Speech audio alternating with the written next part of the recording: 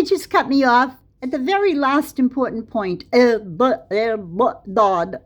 Erdenibi. It means make me satisfied. Rada. Rada. Rada. Erdeni means me. Erdenibi.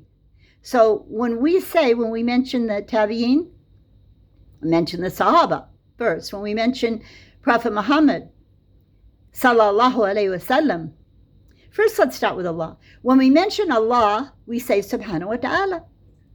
When we mention Prophet Muhammad, we say sallallahu alayhi wasallam. And when we mention the Sahaba or Tabi'in, we say raddi. Radad. Radiyallahu anhum.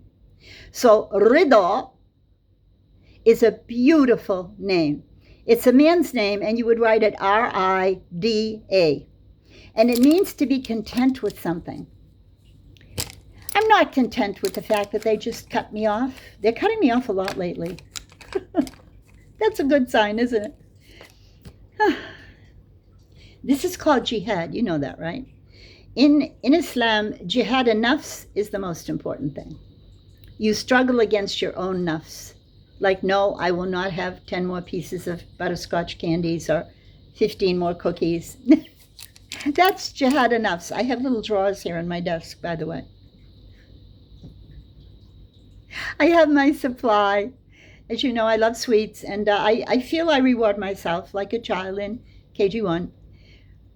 But I've already had them. I had them before, so I'm not going to have them again. But when you say Erbonibi, you want Allah to be content with you. Now, I know Allah is not content with these people cutting me off on my videos. So I will just say, Khalilillah. Leave them to Allah. He knows what they do. And I must say, they haven't done it in a while. They're on a roll now. So I think I might continue on in this vein. Let me know, because you were very happy the last time when I did the tashahhud with you. So please let me know if you like this one. And if you do, I will choose my favorites. There are so many of my favorites, the whole book. You know, how to greet someone who's just had a baby. What do you say to the new baby? All of these little things, you know, the Arab speakers know them like this. They just know them, and they use them, and they grew up with this stuff. And we did not. And we barely know how to say it in Arabic. So in your cases now, you may of course say it in English. And you will find it on Google. And you will find it written in Arabic and English. They just don't give you the tashkil, though. You know, the vowel markers, they call them harakat. There's two words. Harakat and tashkil, coming from shakala, meaning the form, the shape that it takes. And harakat, coming from haraka, the way your tongue moves in pronunciation. That reminds me, you know how I always find Arabic and English? How about the word hurricane? Hurricane comes from Arabic, haraka.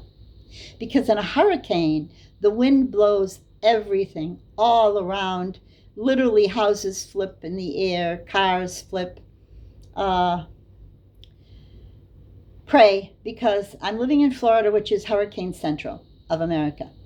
So we don't know what's coming at us now. They're saying we've escaped so far, because hurricane season is over at the end of September, supposedly.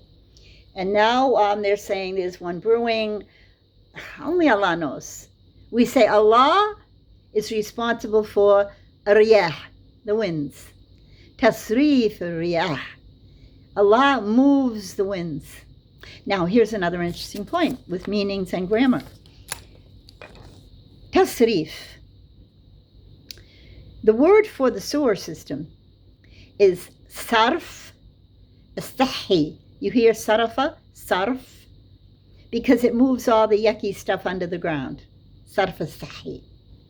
So when you say, I want to study nahu and sarf, the one everyone does is called nahu. That's grammar, you know, subject, noun, verb. But the sarf is how the letters move within the word. And they move in different ways. So when we think about sarf riyah, Allah moves those winds. And that's why we know it's all got to do with Allah. We don't take lightly this business of volcanoes and earthquakes, and it's just a different worldview. You know, the scientists will mention all those tectonic plates under the ground and how the mountains, well, we already know mountains move because Allah told us mountains move in the Quran. There is so much to be learned of, we call them miracles, scientific miracles of the Quran. It's, I feel, you know, my sheikh before he died, one of my, Sheikh Fawzi, one of my great shuyukh in Egypt, Allah yarhamu, he said to me, okay, it's enough with the Aqidah, you did the Kitab al-Tawheed, let's get on to scientific miracles in the Quran. And I said, oh, no, Sheikh, I don't like science. I practically flunked it. I got a D in high school because I can't really see well under the microscope, all those little bugs floating around. And I never liked science. And I said, I don't want to do that. I don't really know it. And you know what he said? In his inimitable manner,